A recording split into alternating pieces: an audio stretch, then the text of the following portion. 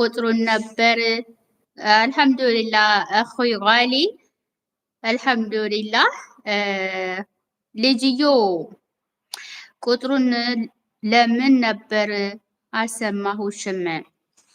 ቁጥሩማ እንትን አሁን ኢትዮጵያ ላይ እንግዲህ እናቶች ያው ታውቃለህ እነዛው መኖሪያ የሌላቸው አካል ጉዳተኞች ልጆቻቸውን የአእምሮ በሽተኛ የሆኑትን እንደዛ አይባልም፣ ግን የአእምሮ ህመምተኛ የሆኑትን እነሱን በመንከባከብ ያኔ ሲያሳድጉ ከ18 ዓመት በላይ ሆኗቸው ራሱ ያው እናት ልጇ አይከብዳትምና ተሸክመው ብዙ መንገድ ይሄዳሉ ትምህርት ቤት ለመውሰድ ማለት ነው።